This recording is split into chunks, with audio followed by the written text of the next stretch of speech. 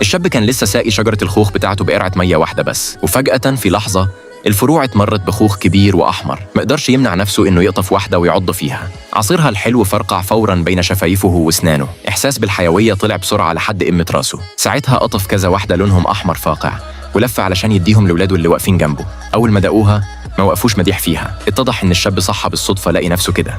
المية اللي استخدمها كانت مش بس بتنعش الورود الدبلة، دي كمان قدرت توقف أبوه اللي كان عاجز طول عمره على رجليه تاني. والمرة دي هو استخدم قرعة مية بسيطة بس، وفي أقل من دقيقة الشجرة اتمرت بخوخ أحمر لامع. قرر يعمل إمبراطوريته الخاصة من الخوخ بالمية المعجزة دي. تاني يوم الصبح راح السوق ومعاه الخوخ اللي لسه قاطفه، وناوي يبيع أول شوية علشان يجيب بيهم شتلات خوخ أكتر. بس في الوقت اللي الناس كانت بتبيع 4 كيلو خوخ ب10 يورو، هو كان بيبيع الكيلو ب25 يورو. أول ما فرش بضاعته ابن العمدة عدى من هناك. أول ما شافه طلب منه يدفع 500 يورو علشان إيجار المكان ليوم واحد، والسبب كان أغرب.